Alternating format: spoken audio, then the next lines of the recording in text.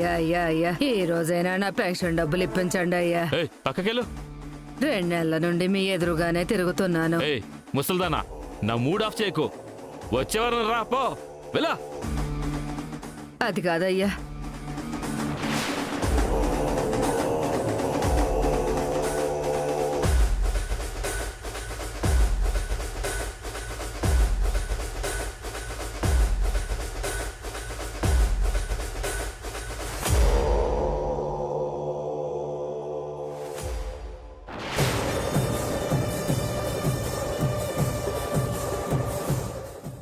Officer,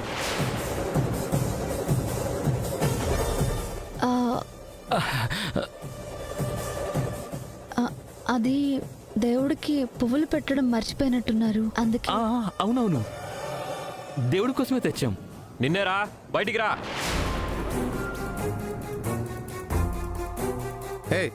ఎవరు నువ్వు? మా సార్నే రే అంటున్నావు? నిన్నేరా, ఎవరు? బయటికి వస్తావా లేదా? ఏదో చిన్న గొడవ అనుకుంటా. నేను వెళ్ళి సెటిల్ చేసి వస్తా.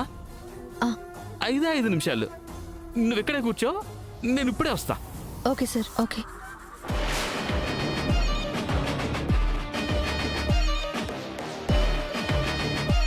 రేయ్, ఎవడ్రా నువ్వు? రేయ్, ఆ పెద్ద ఆవిడికి 2 నెలల నుంచి పెన్షన్ ఇవ్వకుండా ఆఫీస్ చుట్టూ ఎందుకు తిప్పించుకుంటున్నారా? వయసు అయిపోయాక తమ కష్టం తాము చేసుకోలేక ప్రభుత్వ పెన్షన్ మీద బతికే ముసలి వాళ్ళ దగ్గర లంచం తీసుకోవడానికి నీకు సిగ్గులేదా? ఓహో, వచ్చింది ఆ ముసల్దాన్ కోసమా? రేయ్, వయసు అయిపోయిన వాళ్ళు ప్రభుత్వ పెన్షన్ కోసం వస్తే వాళ్ళ దగ్గర లంచాలు తీసుకోవడం, ఏ ఆధారం లేని వయసులో ఉన్న అమ్మాయిలు వస్తే వాళ్ళని లోపరుచుకోవడం. ఛే, నువ్వు ప్రభుత్వ ఉద్యోగివా లేదా లోఫర్వా? రేయ్, ఎవరితో ఏం మాట్లాడుతున్నావో తెలుస్తుందా? నేను తలుచుకుంటే ఏమవుతుందో తెలుసా?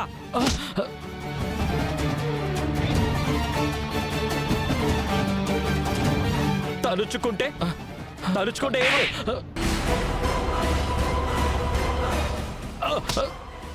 చెప్పరా,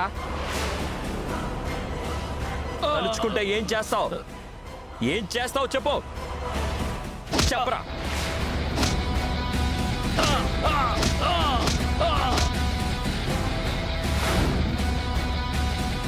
చెప్పరా, తలుచుకుంటే ఏం చేస్తావు?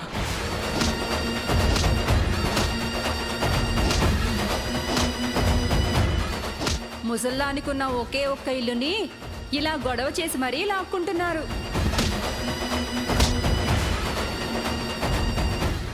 రైట్, ఇంకొకసారి గాని నేను నీ మీద ఫోకస్ పెట్టే పరిస్థితి వస్తే అదే నీకు డెత్ డే అవుతుంది. అర్థమైందా? అర్థమైంది.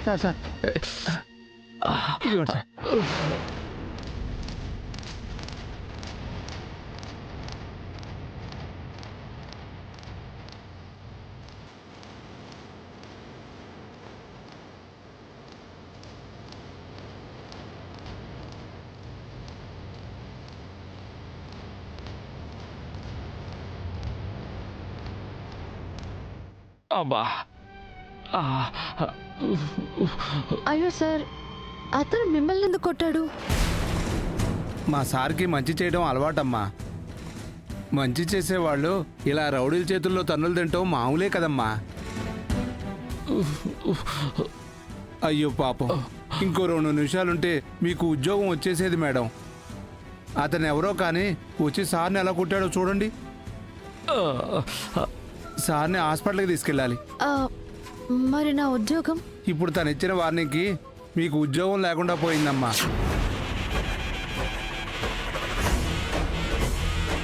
సార్, హాస్పిటల్కి వెళ్దాం పదండి సార్.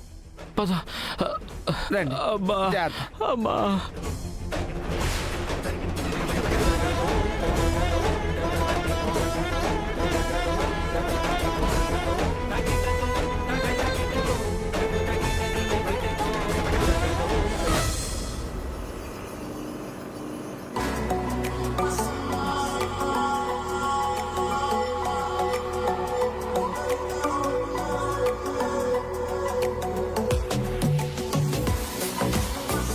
జాను, కంఫర్ట్గా కూర్చో.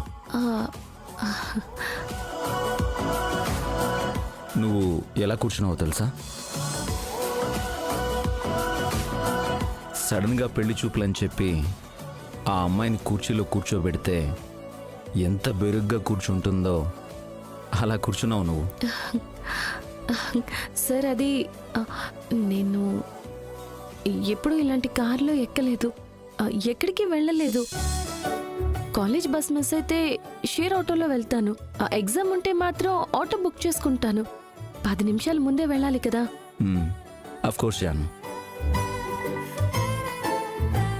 సీట్ కానుకోండి, అలుపు కూడా ఉండదు. బాగా పరిగెత్తారు కదా. మాలాంటి వాళ్ళు చిన్నప్పటి నుంచి ప్రతి విషయంలోనూ పరుగులు తీస్తూనే ఉంటాం సార్. అలా అలవాటై సులువుగా గెలిచాననుకుంటా. అంతేకాకుండా మా పెద్దన్నయ్యకి పరుగు పందాలంటే బాగా ఇష్టం. ఎక్కడ పరుగు పందాలు జరిగినా నన్ను తీసుకెళ్లి పార్టిసిపేట్ చేయించేవాడు. ఇది అన్నయ్య కోసం. ఇది నాకు సింగింగ్లో వచ్చింది. మా అక్కకి పాటలంటే ప్రాణం. అందుకే నాకు నేర్పించి పాడించుకుంటుంది. ఇదిగోండి, ఇది ముగ్గుల పోటీల్లో మా వదిన వల్ల వచ్చింది. మా వదిన ముగ్గులు చాలా బాగా వేస్తుంది. ఇది చూడండి, ఇది షార్ట్ పుట్లో వచ్చింది. మా చిన్నన్నయ్య ప్రోద్బలంతో వచ్చింది. ఇది నాకు సి లాంగ్వేజ్ వల్ల వచ్చింది. మా చిన్నదిన బాగా నాలెడ్జ్ ఉన్న పర్సన్ నాకు బాగా నేర్పించింది. ఇదిగో, ఇది భగవద్గీత కాంపిటీషన్లో వచ్చింది. మా నానమ్మ వల్ల భగవద్గీతలో ఏ శ్లోకం అయినా కంఠస్థమైపోయాయి. చాలా బాగా చెప్పారు మీ స్పీచ్లా. Thank you sir. Welcome Janu. నిజానికి నేనే మీకు చెప్పాలి. ఇంటి దగ్గర డ్రాప్ చేయడానికి తీసుకెళ్తున్నాను కదా. Thank you very much. నన్ను అంటారు కానీ నాకన్నా మీరే బాగా మాట్లాడతారు.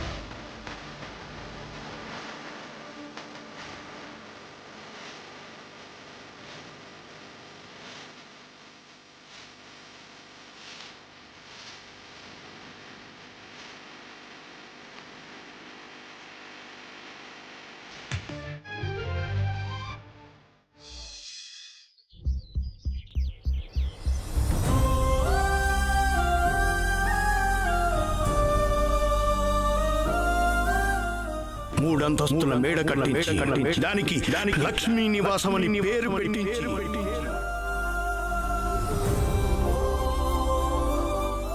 10 లక్షలు కావాలి. షూరిటీ కింద ఏం పెడతారు? నా భార్య పేరు మీద ఇల్లు కట్టాలని ఒక స్థలం కొన్నాను. దాన్నే తాకట్టు పెడుతున్నాను. త్వరలోనే అప్పు తీర్చేస్తారు కదా? తప్పకుండా తీర్చేస్తాను.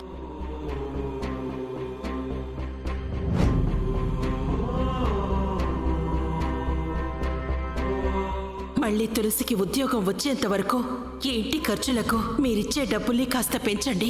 గడ్డం పెరిగినంత ఈజీ అనుకున్నావా అమ్మా వాటా పెంచడం? మేమైతే ఇవ్వలేమమ్మా. ఏమండి,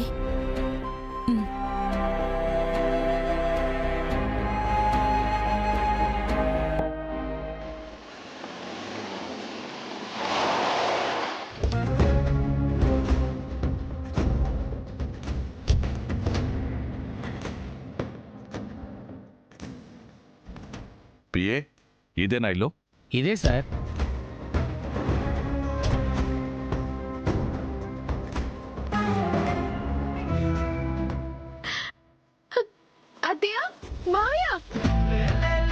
ఏమైంది?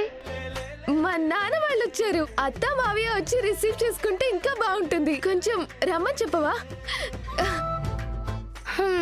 నువ్వు ఇంటి కోడలైనప్పుడే మీ నాన్న వాళ్ళ మర్యాద పోయి ఉంటుంది. అత్తయ్య, మావయ్య,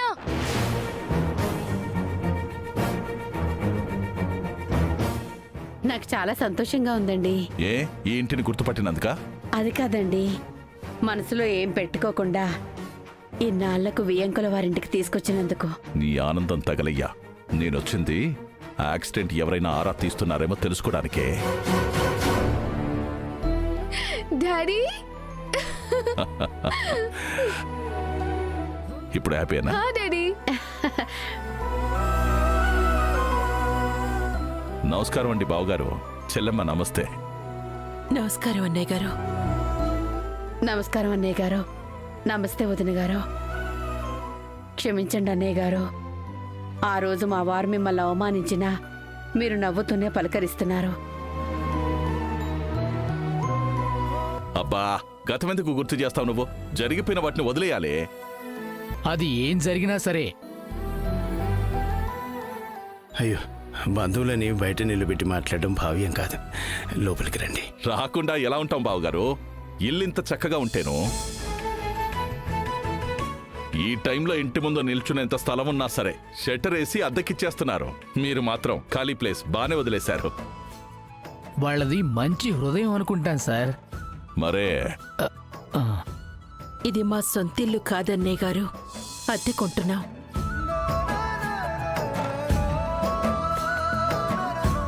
ఓహో, అలాగా, మంచిదమ్మా. రండి. రండి. రామ్మా. రెంట్ కట్టుకునే ఇంట్లో నా కూతురు సంసారం చేస్తుందంటే నాకే సిగ్గుచేటు.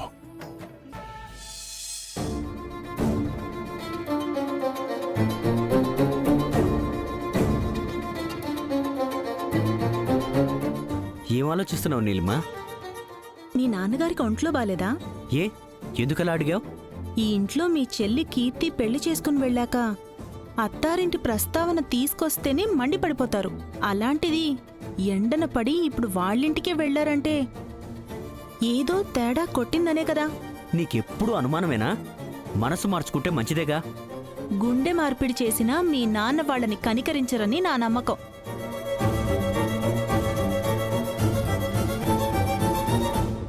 అమ్మా నమస్కారం.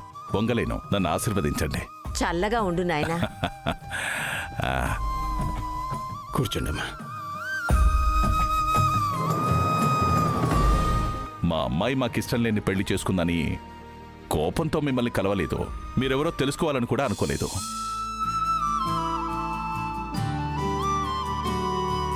కానీ ఇంత పెద్ద బాధలో ఉన్నారని మా అమ్మాయి చెప్పిన తర్వాత కాళ్ళు చేతులు ఆడలేదు బావుగారు. పంతం పక్కన పెట్టి మీ ఇంట్లో వాలిపోయాను.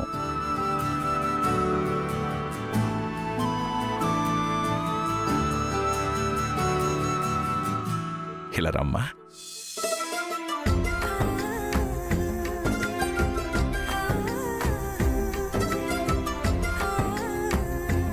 ఈ పాప దొండపండలా ఎంత ముద్దుగా ఉందో, కానీ జరిగింది తలుచుకుంటేనే కడుపు తరుక్కుపోతుంది.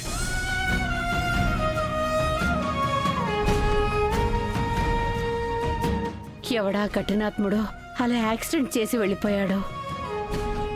ఇలాంటి పిల్లకి ఆ దేవుడు అన్యాయం చేశాడు. ఏం చేశాడు? ఖుషి, ఇలా రామ్మా.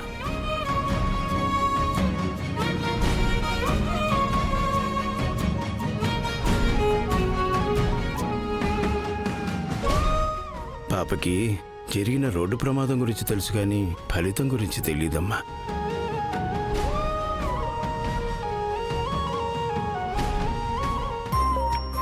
డాడీ, కాఫీ తీసుకోండి. అమ్మా.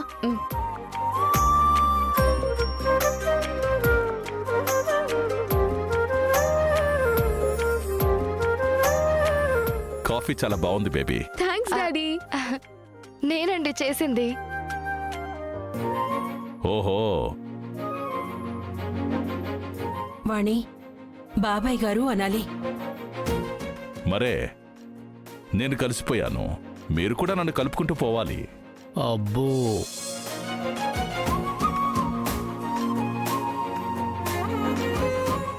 ఇదే కదా మావయ్య మిమ్మల్ని మొదటిసారి చూడడం.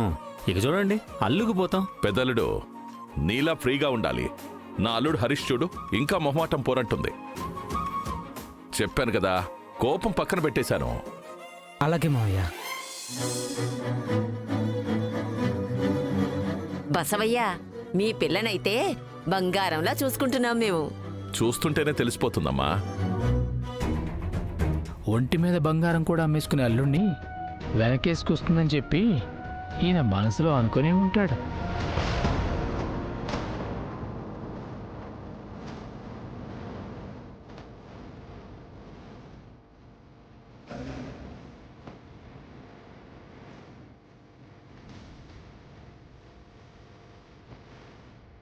ఎవరి అమ్మాయి? మా పెద్దమ్మాయి తులసి అండి.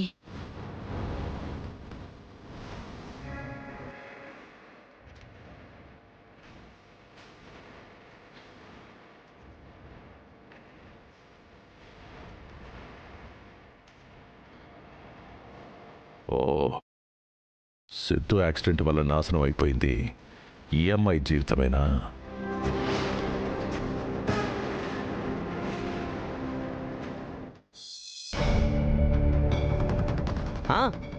నేనున్నానుగా, నేను చూసుకుంటాలే, మీరేం టెన్షన్ పడకండి. ఏంటి, మా తమ్ముడు చేసేసాడా? సరే సరే సరే, ఉంటాను. ఏంటి ఈసారి కూడా మీ తమ్ముడే జనాల్లో హీరో అయిపోయాడా?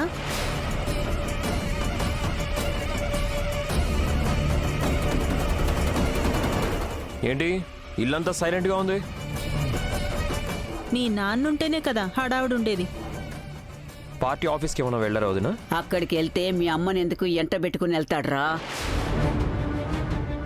అదంతా ఎందుకు బామ్మగారు, డైరెక్ట్గా చెప్పొచ్చు కదా కీర్తి వాళ్ళ ఇంటికి వెళ్ళారని. ఏంటి? ఎవరైతే మీకు పడదని నువ్వు మామయ్య గారు చొక్కాలు చించుకుంటారో ఇప్పుడు మీ నాన్న మీ అమ్మగారు కీర్తి వాళ్ళ అత్త వాళ్ళ ఇంటికి వెళ్ళారు.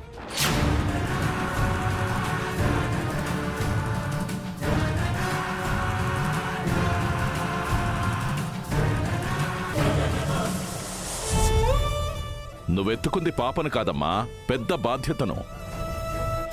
మేము అదే చెప్పాం మావయ్య. మళ్ళీ ఉద్యోగం వెతుకుని పిల్లని పోషిస్తానంటుంది.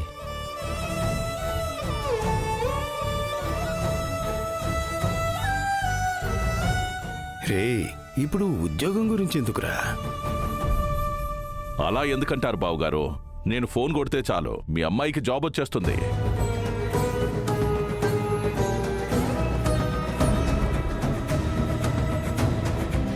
కొట్టమంటారా సార్? కొడదాన్రా, కారెక్కాక కొడదాం. ఆడపిల్లని నోరు తెరిచి చెప్పనివ్వరా? యాక్సిడెంట్ చేసిన వాళ్ళెవరో తెలియదు. గుర్తు తెలియని వెహికల్ అని అందరూ అనుకోవడమే కానీ ఆ వెహికల్ ఏదో దాన్ని నడిపించింది ఎవరో తెలుసుకోగలుగుతారా సార్? రేయ్ సిద్ధు, చూసుకోరా.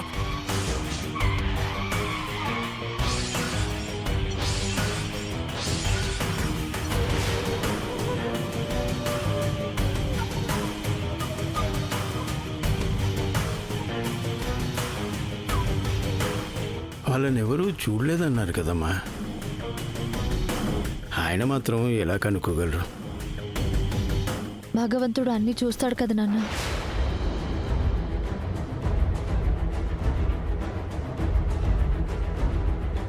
గుద్దింది వాళ్ళ బాబే అని తెలిస్తే ఇంకేమైనా ఉందా?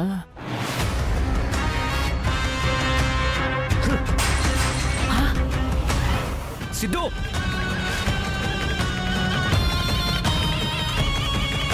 ఏంట్రా ఇది? ఏం చేస్తున్నావు? ఎలా వెళ్తారు? అలా ఎలా వెళ్తారు? అమ్మ వాళ్ళకి ఏమైనా పిచ్చి పట్టిందా? అరే, నువ్వు వెళ్ళకపోతే వెళ్ళకపోయావురా, వాళ్ళెళ్తే నీకు ప్రాబ్లం ఏంటి? నాకు నచ్చలేదు. ఒక్కసారి ఆ ఇంటి గడప తొక్కకూడదు అనుకున్నప్పుడు చచ్చినా వెళ్ళకూడదు.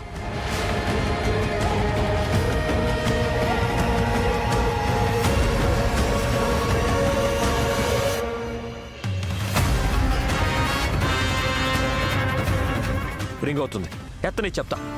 ఫోన్ కాల్ కొడితే ఉద్యోగం వస్తుందేమో గానీ యాక్సిడెంట్ చేసిన వాళ్ళని పట్టుకోలేరేమో కదా బాబాయ్ గారు.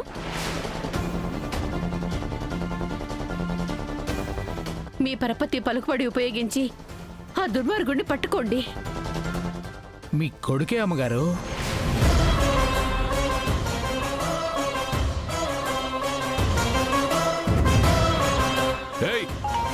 సార్ ఫోన్ సార్, మీ అబ్బాయి ఫోన్ చేస్తున్నాడు సార్. బాబు కాలింగ్ సార్. అలాగే సార్.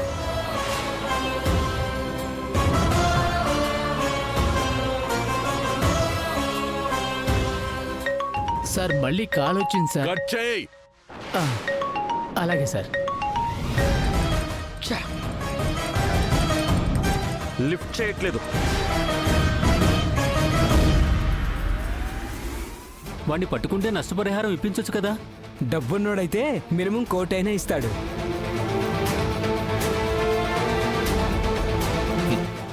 ఇదిగో అల్లుళ్ళు, వాళ్ళెవరో తెలీదు.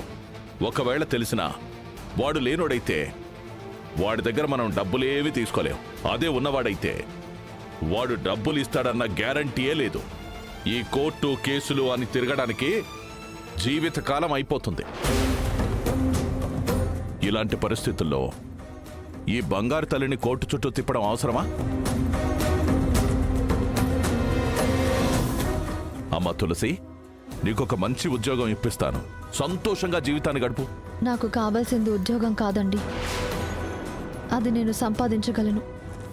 కానీ ఆ తప్పు చేసిన వాడికి కఠిన శిక్ష పడాలి. జీవితాన్ని బలి తీసుకున్న వాడికి నిండు ప్రాణం విలువేంటో తెలుసుకునేలా చేయాలి.